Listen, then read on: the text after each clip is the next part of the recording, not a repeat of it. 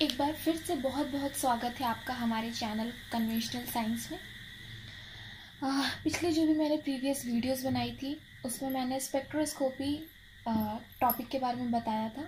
ये जो वीडियो है ये उसका थर्ड पार्ट है। स्टार्टिंग के फर्स्ट और 2 पार्ट में मैंने बहुत सारे टॉपिक कवर कर लिए थे। जिन्होंने नहीं देखा है वो आप मेरी प्रीवियस वीडियोस पे जाके देख सकते हैं। और आज हमें करना था, जो हमारी टॉपिक थी वो थी coupling constant and what are the factors that influence it। तो सबसे पहले तो हम देखेंगे कि ये कपलिंग कांस्टेंट ये क्या होता है। तो the distance between adjacent peaks is called coupling constant. Adjacent peaks के बीच में जो डिस्टेंस होती है उस डिस्टेंस को हम बोलते हैं कपलिंग कांस्टेंट, और इसको हम जे से डोनेट करते हैं, कैपिटल जे से। एक चीज़ तो आप जान गए होगी कि सिग्नल कहाँ मिलता है। सिग्नल हमें वही मिलता है जहाँ पे एब्जॉर्प्शन होता है, ठीक है। अब जैसे कि अब यहाँ पे कोई भी हम स्पेक्ट्रा बना रहे हैं, ग्राफ प्लॉट कर रहे हैं, हम देख रहे हैं हमें एक यहाँ सिग्नल मिला, जैसे कि हम जा रहे हैं यहाँ पे सिग्नल मिला तो यहाँ पे एक पिक बन जाएगा, फिर आगे फिर यहाँ पे एब्जॉर्प्शन हुआ तो एक यहाँ पे सिग्नल मिला था हमें, ऐसे ऐसे होता जाएगा। तो ये जो बोल रहा है distance between peaks, adjacent peaks, तो इसका मतलब ये नहीं ये पिक और ये इन दोनों पिक्स और इन दोनों पिक्स के बीच का जो डिस्टेंस है इसको हम नहीं बोलेंगे कपलिंग कांस्टेंट। कपलिंग कांस्टेंट हम किसको बोलेंगे कि जब इक्विवेलेंट प्रोटॉन्स के जो पिक्स होते हैं उनके बीच के डिस्टेंस को हम बोलेंगे कपलिंग कांस्टेंट। फिर आप बोलोगे कि इक्विवेलेंट प्रोटॉन्स होते हैं वो तो जितने कितने भी नंबर के हो, लेकिन वो तो एक ही सिग्नल देके वो तो एक ही पिक देते हैं। लेकिन हमने स्प्लिटिंग ऑफ पीएमआर एक टॉपिक पढ़ा था अपने प्रीवियस वीडियो में, उसमें हमने देखा था कि भले ही बहुत सारी इक्विवेलेंट प्रोटॉन्स मिलके एक सिग्नल देते हैं, एक पिक का फॉर्मेशन करते हैं, पर बहुत सारे केसेस की वजह से उसके एडजेसेंट प्रोटॉन्स के इन्वायरमेंट की वजह से उनकी सब स्प्लिटिंग हो जाती है। मतलब एक पिक बहुत सारे पिक्स में डिवाइड हो जाता है। जैसे कि यहाँ पे आप देख रहे हो कि 4 पिक्स है स्टार्टिंग में, बट इन जो ये पिक्स है ये सिंगल पिक्स में भी सब डिवीज़न हुआ है। तो ये जो सब डिवीज़न हुआ है इन सब पिक्स के बीच की जो डिस्टेंस है उस डिस्टेंस को हम बोलते हैं कपलिंग कांस्टेंट। आई होप आप ये चीज़ तो आप समझ गए होंगे। अब आता है कि ये कपलिंग कांस्टेंट है किस फैक्टर्स पे डिपेंड करता है। तो सबसे पहले जो हम मैग्नेटिक स्ट्रेंथ हम प्रोवाइड कर रहे हैं उस पर तो बिल्कुल भी डिपेंड नहीं करता है, डिपेंड करता है केमिकल स्ट्रक्चर पे। अभी मैंने बताया कि जो भी स्प्लिटिंग हो रही है पीएमआर सिग्नल्स की वो डिपेंड कर रहा है कि जो भी प्रोटॉन, जिस प्रोटॉन की एब्जॉर्प्शन हुई जिसकी वजह से सिग्नल आया उसमें सब डिवीज़न क्यों हो रहा है। तो जो उस प्रोटॉन के बगल वाला प्रोटॉन है उसका एडजेसेंट प्रोटॉन है, अगर वो नॉन इक्विवेलेंट है तो उस केस में स्प्लिटिंग होती है। तो ये तो पूरा डिपेंड करेगा कि हाँ केमिकल स्ट्रक्चर कैसी है, जो प्रोटॉन है उसकी स्पेशल अरेंजमेंट कैसी है, डबल बॉन्ड है, सिंगल बॉन्ड है, पाई इलेक्ट्रॉन से नहीं है, तो इन सब चीज़ पे डिपेंड करता है। अब कैसे डिपेंड करता है तो यहाँ पे कुछ एग्जांपल्स दिए हैं तो उससे आप समझ सकते हो। सबसे पहले तो एक चीज़ आप देख लो कि अगर एक ही कार्बन पे 2 हाइड्रोजन जुड़े रहते हैं या फिर कोई भी ग्रुप जुड़ा रहता है एक ही कार्बन पे, तो वैसे ग्रुप्स को हम बोलते हैं जेमिनल ग्रुप्स। क्योंकि यहाँ पे हाइड्रोजन है तो हम बोलेंगे जेमिनल प्रोटॉन्स। हाइड्रोजन या प्रोटॉन बात एक ही होती है, क्योंकि हाइड्रोजन में एक प्रोटॉन ही रहता है बस, नो इलेक्ट्रॉन्स, तो हम हाइड्रोजन को बहुत जगह प्रोटॉन भी कंसिडर करते हैं। तो क्योंकि एक कार्बन से ही 2 एट जुड़े हुए हैं तो यहाँ पे हम बोलेंगे जेमिनल हाइड्रोजन या जेमिनल प्रोटॉन्स। यहाँ पे 2 एडजेसेंट कार्बन्स पे 2 अलग अलग हाइड्रोजन जुड़े हैं, 2 अलग अलग प्रोटॉन्स जुड़े हैं, इसलिए इसको हम बोलेंगे विसिनल प्रोटॉन। तो ये चीज़ तो आप समझ गए। तो यहाँ पे बता रहा है कि अगर एक ही कार्बन पे 2 हाइड्रोजन 2 प्रोटॉन्स जुड़े हों तो उस केस में जो हमारा कपलिंग कांस्टेंट आएगा वो आएगा 0 से लेके 20 हर्ट्ज के बीच में। लेकिन जब हम विसिनल प्रोटॉन्स में देखते हैं, विसिनल प्रोटॉन्स में हमारा कितना आता है 2 से लेके 18 हर्ट्ज के बीच में, है ना। उसके बाद से यहाँ पे देख रहे हो आप, यहाँ पे जो दोनों एच है एक दूसरे के एंटी पैरेलल है, एंटी अपोजिट है। तो इस केस में क्या होगा, एक अप द प्लेन है एक आउट द प्लेन है, तो उस केस में जो हमारा कपलिंग कांस्टेंट की वैल्यू होगी वो 5 से लेके 12 हर्ट्ज के बीच में होगी। उसके बाद से हम देख रहे हैं यहाँ पे ये गाउच फॉर्म है। जब 2 कोई भी ग्रुप्स यहाँ पे चूँकि हाइड्रोजन है, अगर 2 हाइड्रोजन या फिर कोई भी ग्रुप्स आपस में एक ही प्लेन पे भी ना हो और उनके बीच में 60 डिग्री का एंगल बन रहा हो, तो उस केस को हम बोलते हैं गाउच फॉर्म। तो यहाँ पे जो गाउच फॉर्म है उसमें कितनी होती है कपलिंग कांस्टेंट की वैल्यू, तो 2 से लेके 4 हर्ट्ज तक होती है। फिर एक एग्जांपल और दिया है डबल बॉन्ड वाला, कि डबल बॉन्ड में क्योंकि मूवमेंट तो रिस्ट्रिक्शन होती है मूवमेंट की, तो इस केस में आप सिस और ट्रांस जानते हो, अगर एक ही तरफ दो एडजेसेंट ग्रुप्स हो एक ही साइड में, तो उस केस को हम बोलते हैं सिस फॉर्म।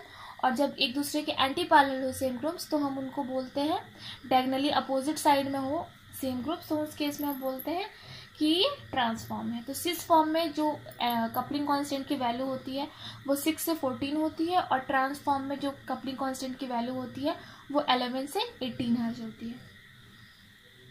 अब यहाँ पे कुछ एग्जांपल्स दिए गए हैं, कुछ स्पेक्ट्रा दिखाए गए हैं कुछ सर्टेन मॉलिक्यूल्स के, एनएमआर स्पेक्ट्रा मतलब कि nuclear magnetic resonance spectra of certain molecules को यहाँ पे दिखाया गया है। तो सबसे पहले जो एग्जांपल लिया गया है वो है इथाइल ब्रोमाइड का, जिसका जनरल फॉर्मूला होता है CH3CH2Br।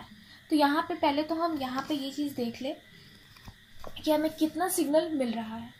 तो हम देखते हैं कि यहाँ पे हमें CH3, यहाँ पे 3 हाइड्रोजन है इसके पास, तो यहाँ पे 3 सिग्नल मिलेगा। यहाँ पे इसके पास 2 हाइड्रोजन है तो 1 सिग्नल मिलेगा। अब यहाँ पे आप बोल रहे हो कि 2 है तो 2 सिग्नल मिलना चाहिए, नहीं, ये दोनों जो प्रोटॉन्स है वो आपस में इक्विवेलेंट है। यहाँ के जो तीनों प्रोटॉन्स है वो आपस में इक्विवेलेंट है। चूंकि इस ग्रुप के पास CH3 के पास 3 प्रोटॉन्स है, लेकिन चूंकि ये आपस में इक्विवेलेंट है तो ये एक ही सिग्नल देंगे। CH2 इसके पास 2 प्रोटॉन्स है लेकिन आपस में इक्विवेलेंट है, तो ये एक एक सिग्नल देंगे। तो इस केस में हमें इस मॉलिक्यूल में हमें 2 सिग्नल मिला, यानी कि 2 पिक्स मिलने चाहिए। तो सबसे पहले हम जब इसकी स्पेक्ट्रा फॉर्म इसकी ग्राफ प्लॉट करेंगे तो हम देखते हैं कि एक हमें सिग्नल मिलता है 0 पे, ठीक है, वो TMS का होता है। हमने पहले अपने प्रीवियस वीडियो में देखा था कि किसी भी चीज़ को नापने के लिए एक रेफरेंस होना जरूरी है, तो एज ए स्टैंडर्ड सब्सटेंस मानते हैं हम TMS को। तो 0 पे हमें TMS मिलता है, तो TMS का सिग्नल एक हमें दिखाई देगा 0 पे। फिर हम आएंगे आगे तो करीब 1.7 पे हमें एक पिक दिखाई देगा जो ट्रिपलेट फॉर्म में होगा, मतलब एक पिक 3 पिक्स में डिवाइड होंगे सब पिक्स में। और फिर यहाँ पे फिर 3.4 पे हमें एक और पिक मिलेगा, मतलब एक तो हमारा रेफरेंस सब्सटेंस का, एक पिक हमारा CH3 के लिए और एक पिक हमारा CH2 के लिए। पर आप देख रहे हो कि ये जो पिक्स है ये सिंगलेट में नहीं है, मतलब ये डिवाइडेड है। अब ये डिवाइडेड क्यों है, किस तरह से ये डिवाइड हुए, तो चूंकि हमने PMR स्प्लिटिंग पढ़ी है तो हम उससे देख हमको पता है कि हम कैसे हम स्प्लिटिंग करवाते हैं।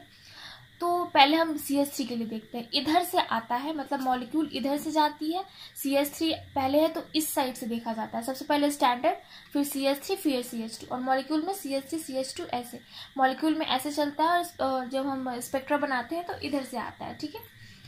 तो CH3 के सबसे पहले हम देखते हैं कि इसकी पिग्नल सिंगलेट फॉर्म में नहीं है, डिवाइडेड है। क्यों डिवाइडेड है, कैसे इसकी स्प्लिटिंग हुई, तो इसके जो एडजेसेंट कार्बन है उसके पास 2 प्रोटॉन्स है, ठीक है। अब आप देख रहे हो कि इसकी पॉसिबिलिटीज क्या है। जो भी हम मैग्नेटिक स्ट्रेंथ प्रोवाइड कर रहे हैं तो उस केस में इसका क्या रोल हो रहा है, हम जो मैग्नेटिक स्ट्रेंथ इसको प्रोवाइड करवा रहे हैं तो इसका क्या रोल हो रहा है, तो इसके पास जो प्रोटॉन्स है वो इंड्यूस मैग्नेटिक फील्ड करते हैं, जो कि रेनफोर्स भी कर सकता है और अपोज भी कर सकता है। क्योंकि इसके पास 2 प्रोटॉन्स है तो ये हो सकता है कि दोनों का दोनों प्रोटॉन्स रेनफोर्स करे एक्सटर्नल मैग्नेटिक फील्ड को, या फिर दोनों का दोनों प्रोटॉन अपोज करे मैग्नेटिक फील्ड को, या फिर कोई एक proton induce magnetic field produce करे जो कि अपोज कर रहा है, और दूसरा इंड्यूस मैग्नेटिक फील्ड प्रोड्यूस करे जो कि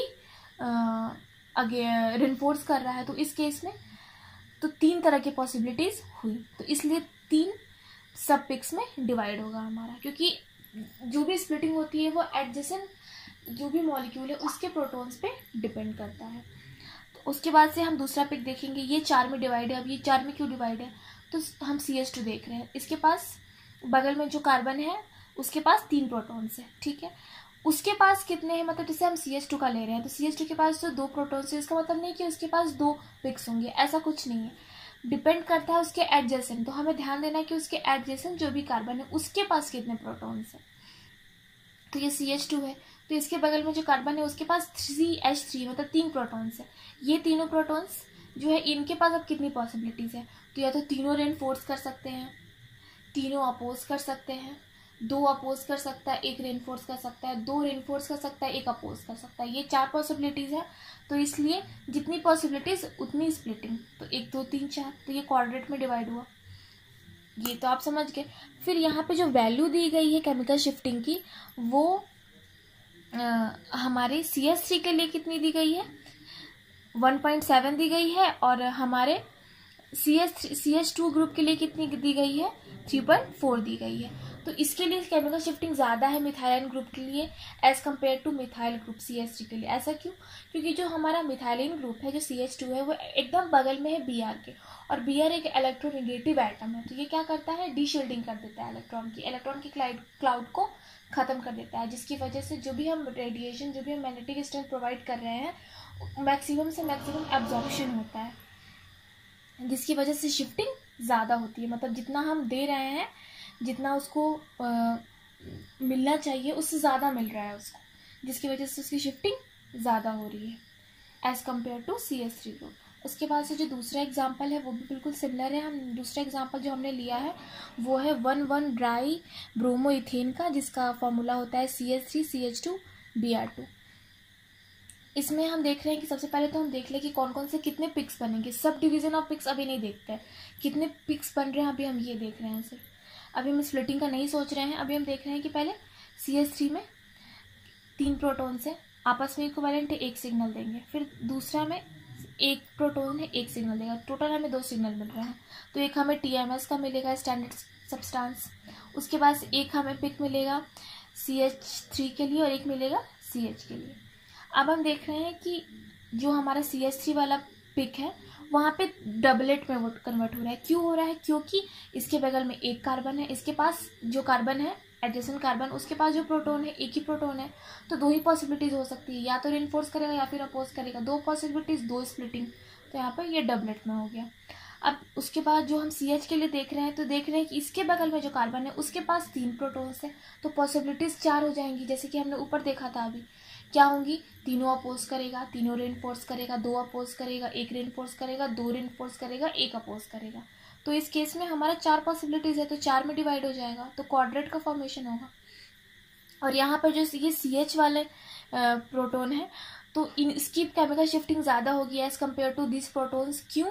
क्योंकि इसके बगल में जो है Br2 है, वो भी 1 नहीं 2 है, और ये इलेक्ट्रोनेगेटिव एटम है, डीशील्डिंग करवाते हैं, जिसकी वजह से एब्जॉर्प्शन ज़्यादा होता है, केमिकल शिफ्टिंग ज़्यादा होती है एज़ कम्पेयर टू नॉर्मल। ठीक है, ये चीज़ को यहाँ पे एलोब्रेट करके लिखा गया है। उसके बाद से जो एक एग्जांपल और है वो भी बिल्कुल सिमिलर है, 1,1,2 try bromo ethane CH2Br CH Br2। इस केस में भी 2 हुआ है, 3 हुआ है। क्यों हुआ है? पहले हम CH2Br के लिए देखेंगे, तो देखेंगे कि इसके बगल में सिर्फ 1 प्रोटॉन है इसके बगल वाले कार्बन पे, इसलिए 2 ही पॉसिबिलिटीज़ है, तो 2 में डिवाइड हुआ। फिर इसके लिए देखेंगे, तो देखेंगे इसके बगल वाले कार्बन पे 2 प्रोटॉन्स है, तो 3 पॉसिबिलिटीज़ है, इसलिए ये 3 में डिवाइड हुआ। तो ये चीज़ तो आप समझ गए अच्छे से। इसी तरह के एग्जाम्पल्स आपको दिए गए हैं, बहुत सारे सिमिलर हैं, कुछ जो है आगे चल के डिफरेंट है। वो आगे चल के डिफरेंट क्या है वो मैं आपको नेक्स्ट वीडियो में बताऊंगी। तब तक आपको कुछ भी डाउट है, जो भी मैंने आज आपको बताया उससे रिलेटेड कुछ भी डाउट हो, आप कमेंट बॉक्स में पूछ सकते हैं। And if you found my video useful, then please like, share and subscribe. And thank you so much for watching my video sufficiently. Good night to all of you.